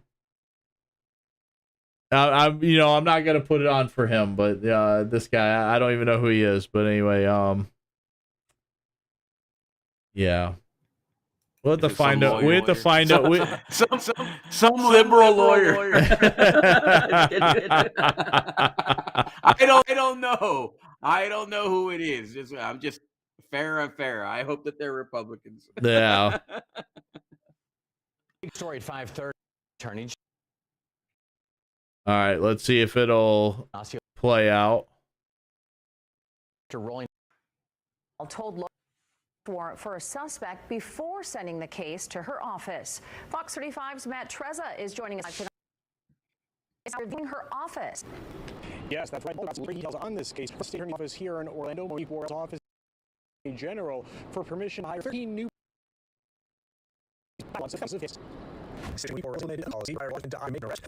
They submitted. Exactly, looking forward to collaborating with law enforcement partners to build the best case possible. We get right to prosecute and justice for. Took effect. I don't know why it's buttering much, but this take priority. What this does is it delays for the community and justice. We've already heard agencies with this policy. The Orange Justice opposes change, citing concerns over domestic violence and fire escapes. For law enforcement, James Copenhagen says the new policy may keep officers and deputies are going to say, well, you know what? If she doesn't care, why should I? I do the extra effort. If it does not want to. Some local attorneys have a different take. The state attorney's office is understaffed and prosecutors.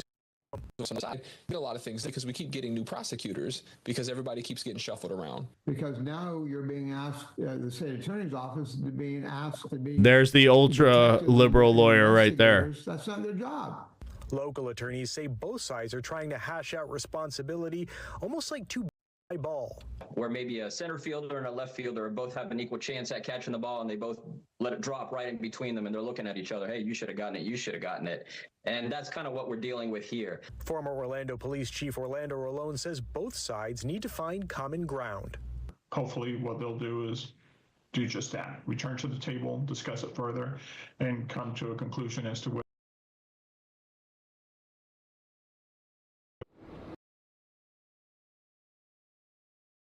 kinds of cases may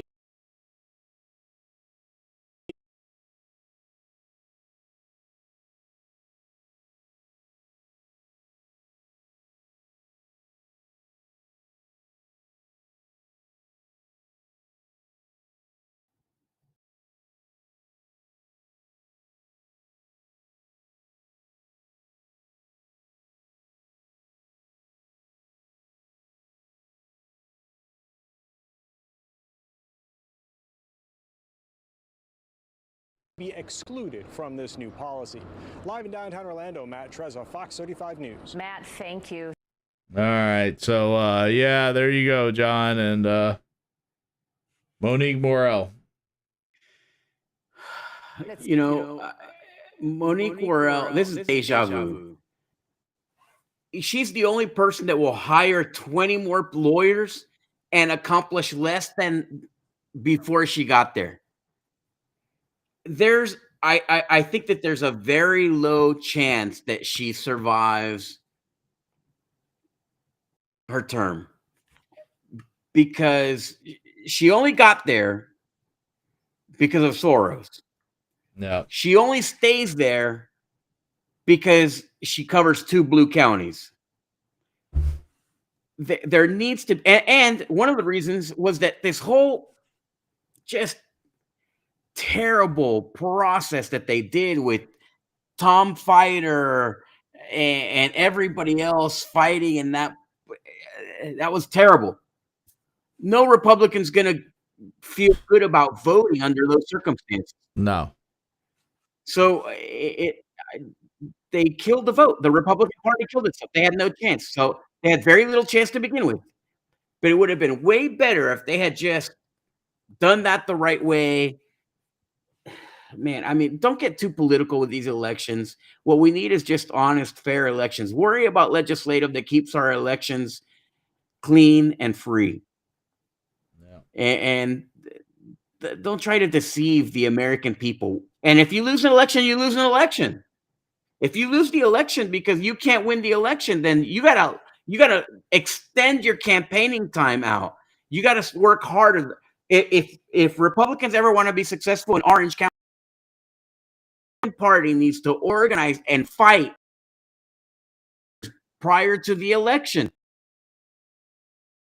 Mounts out, and now we have to fight month campaign. And get out there and be seen and heard. Resist against the crazy, blue glass ceiling that they have established there. So it's just you got to work harder than what you do. Believe me, there's not so many insane people in Orange County that no Republican can win.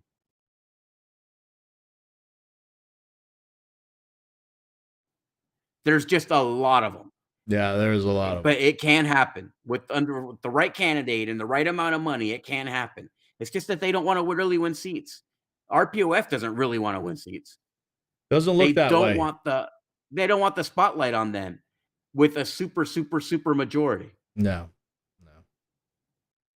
All right, John. So here we go with Toho Water Authority. They are having their first. They did have their first fluoride meeting here in Osceola County.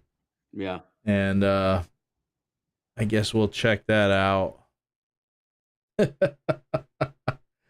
I'm surprised that they're having these meetings, but usually when they have these meetings, it doesn't really mean much of anything because they don't really listen to people. At least our local government, they don't really listen to the people. But let's see about Toho Water Authority.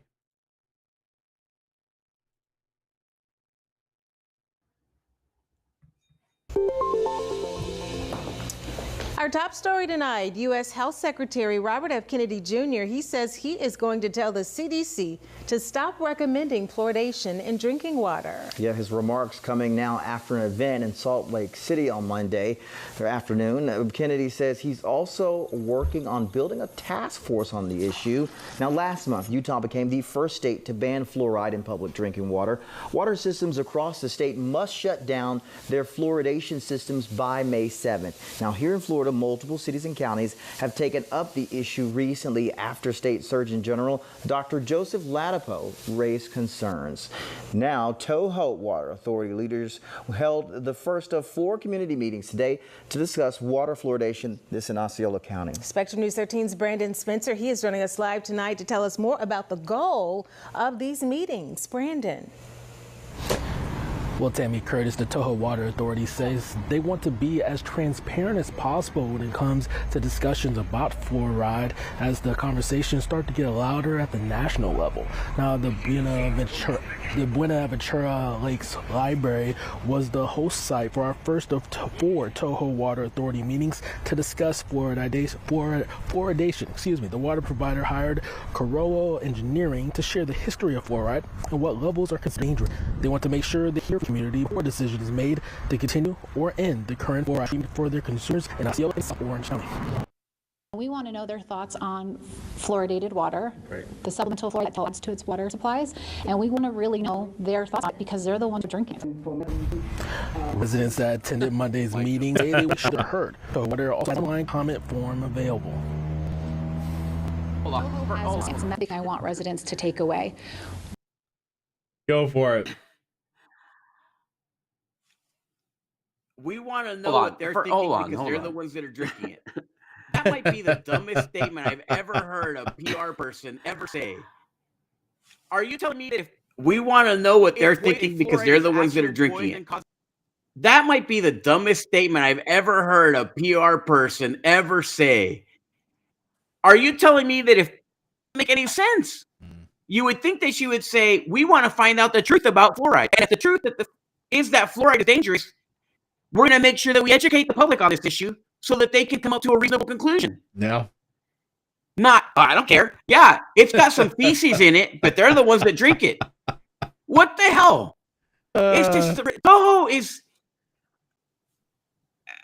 Toho is just, no. I can't explain it. For utility companies are supposed to be so big and sophisticated. I talk about KUA. And KUA, which is the Kissimmee Utility Authority, is a city organization. It's a city utility. The president there is highly educated, highly professional, super, right? He runs that place so well. The guy before him was there for like 150 years. He graduated from Brown University, from what I remember. Super educated, super smart guy, just like the guy that's there now. Yeah. Why is Toho a clown show compared to KUA? No. Right? Like, why? A big part can be that Toho's president is the same guy who allowed downtown St. Cloud water to turn into, you turn the faucet on and brown sludge comes out. Yeah, basically diarrhea was coming out of your faucet. Yeah, so, I mean, you got brown sludge coming out, ruining enough that it was ruining appliances. And then they hired that guy as president? Yep. How is that not the dumbest business decision on the planet? It's almost as dumb as having Fred Hawkins as the president of a university, in my opinion. Or almost as dumb, John, as the St. Cloud City Council giving over control of the water to Toho. That's even dumber. No. That is even dumber. Because you and I were discussing, why does the county vote? Can the citizens vote for this? What happens? Because, how do you change this? I know what would have been a great fix. The city council members could have voted to take fluoride out. No.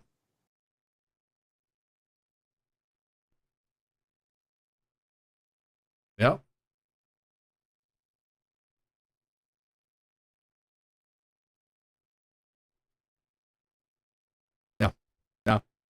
Yeah, including the one we have right now. But anyway, let's finish up with this this segment here. Let's see what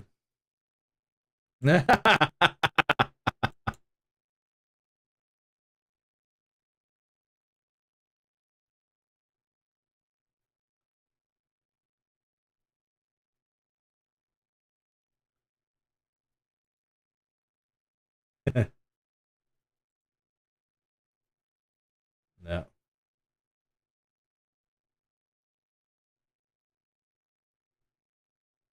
Yeah.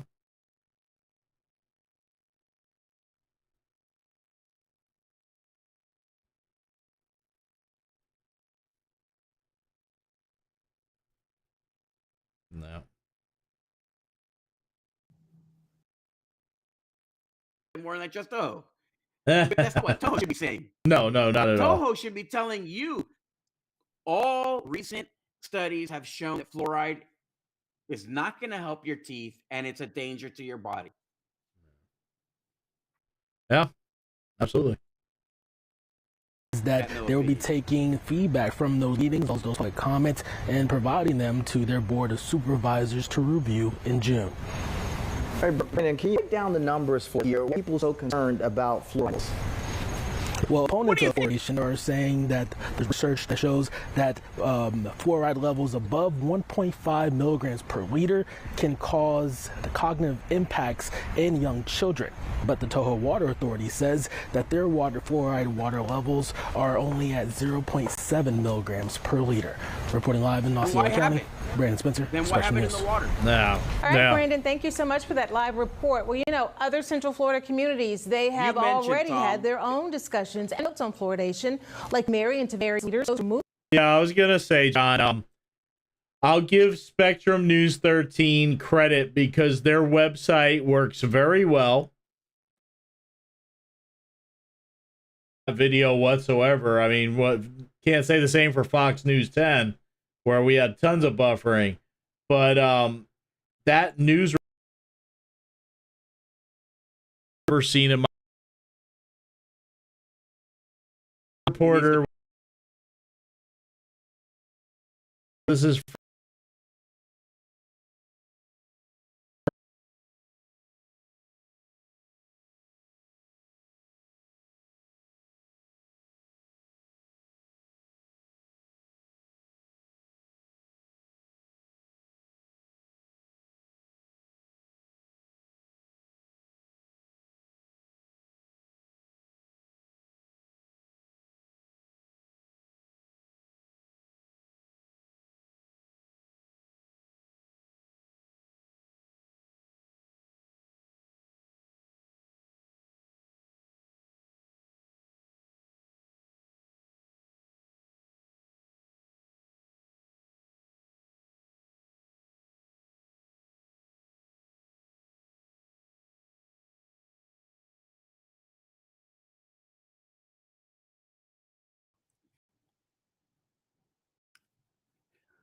This reporter, he needs to practice.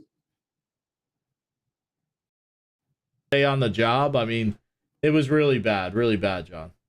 I mean, everybody's, I mean, who knows, whatever. But Yeah. this is not a great reporter. But worse than that is the PR person at Toho, in my opinion, who says, I don't care if they poison themselves. It's up to them what they want to do. We have no opinion. What she should have said was, don't worry about it, Osceola. We're already so dumb that it doesn't matter how much fluoride. You're free to drink as much fluoride as you want now. Yeah. You did, by the way, elect Brandon Arrington and Ricky Booth. So Ricky Booth has an IQ of 12, and he made it to county commissioner. So fluoride is fine. Oh my God. This is just a ridiculous. It's funny, John, that wait. One last thing. Anybody who can demonstrate, or even somebody who can speculate thoroughly that their child has cognitive issues due to fluoride should be able to sue them based on their performance in this hearing, instead of them taking charge and responsibility and accountability for the fluoride and making the water safe. To me, they just accepted liability for it. Well, you can see here, John, that over in Seminole, the commissioners voted 4-1 to remove the fluoride from their water. We would have still had that opportunity here in the city of St. Cloud if they hadn't given over no, we're not paying for that. Anyway, if they had not given over the water to Toho. So, yeah. And that's just a fact.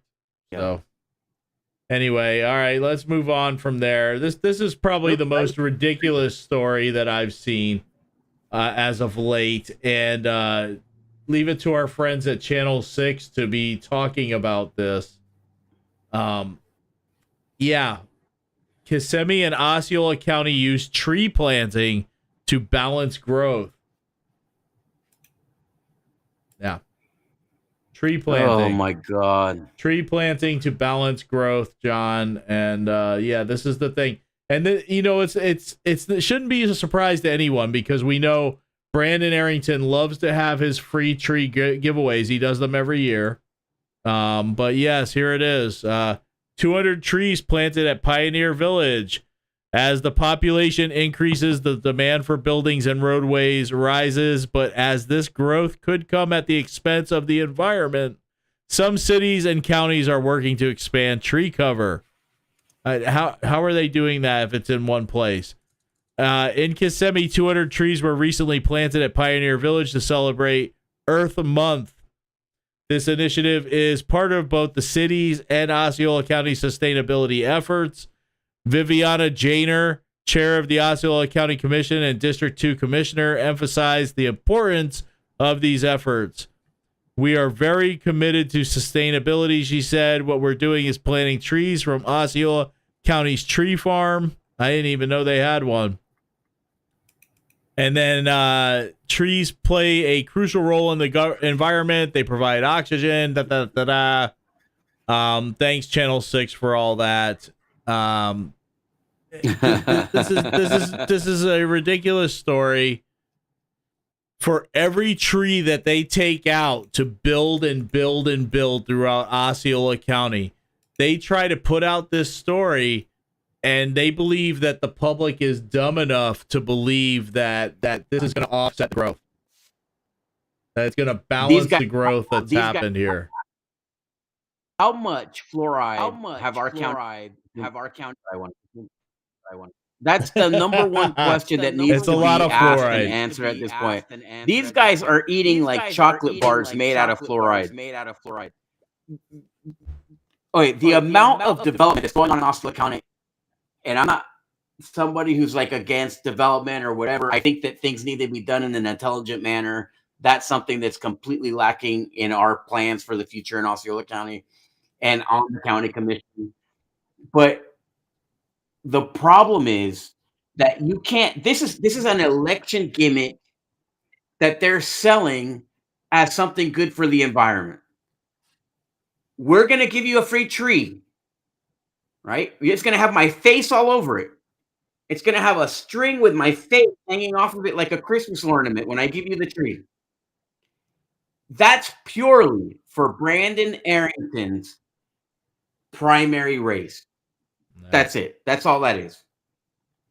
And they want you. They want you to come get your tree, and they're selling us. They're using your taxpayer dollars to give you something that belongs to you that you paid for, and then expecting you to say thank you to Brandon Arrington as if he paid for it. This guy is the most unethical, corrupt guy on the planet. I would say that he's even more corrupt than Ricky Booth, only because Ricky Booth's IQ is 12. Brandon Arrington's is 18. So this is quite a bit from Mommy Arrington. and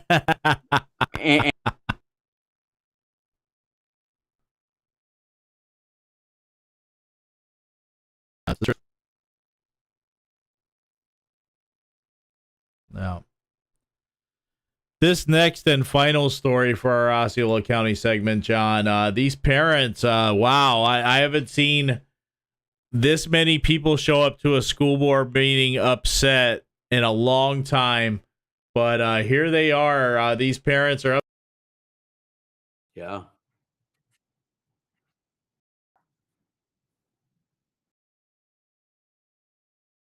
Upset about these changes that are coming to Osceola County schools involving the ESE kids and special ed program. Let's watch this one. This is something else. Osceola County School Board, they met tonight to address their new ESE class updates. Yeah, but before they sat down, around 80 parents and their children rallied outside the district's administration building. You're seeing that video right now. Spectrum News 13's Brandon Spencer joins us live this evening. And Brandon, what are parents It's the same guys. Well, Tammy Curtis, to be frank, these parents are telling me that they're fighting for the lives of their children. I got the opportunity to speak to a few of them this evening who say that the district has reassigned their students to different schools, and for some, it's a lot further from home. If it wasn't clear how parents feel about the Osceola County School Board's new plan for ESC students, they made sure to make it known. We have been dealing for almost 12 years with his health, fighting for his life, and now we are fighting for his education. Lisette says her son Kevin has medulloblastoma and is restricted to a wheelchair. He attends St. Cloud High School, which is about 12 minutes from their home and has the resources that he needs. But a new plan from the school board would have him going to Gateway, a 58-minute morning commute from their home. Lisette says their decision was made without her input. It's not acceptable. If that happened, I cannot work, and the family will be affected because of that. It's not. It can be. We're individuals. We all have individual needs. My kids' needs are far different than other kids, and we can't just bucket everybody in and say we're going to serve them in these schools. The school district says they're not grouping all ESE students together. We will be able to provide higher quality services because the support will be concentrated locations instead of being spread thin across 55 plus schools within our district. They say flat funding from the state, county growth, and ESC staffing challenges have led to changes. Lisette hopes their concerns over this new plan are heard. At least that they stop what they're doing right now at the table and talk with them and see how this could work better. Now, district leaders admit that communication about this plan was not executed well, and some district board, actually some board members even shared that about the plan, but they did apologize about the confusion. Quick question of you, Brandon, here. Do you plan on being more transparent going forward?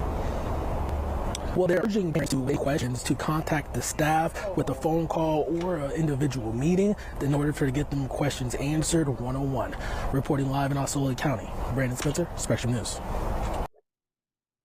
All right, so yeah, they've never been transparent. The only transparent person they had was you, John, and you know that's it. I mean.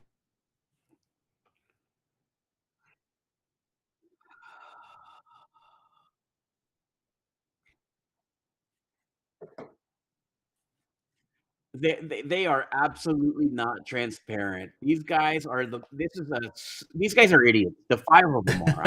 Education and Anthony Cook. He's straight up every time you talk to him, the only way he knows how to answer is an 18-minute lecture on how he went from zero to being the world's greatest guy with a master's degree. It's all about him for him. You have a completely unqualified, low-level, part-time, momentary, like just a split second of teaching experience who bills herself as the world's greatest teacher. You have a career teacher in Paula who disappointed the entire community when she voted against the chaplain program, and then she answered that by saying, "Oh,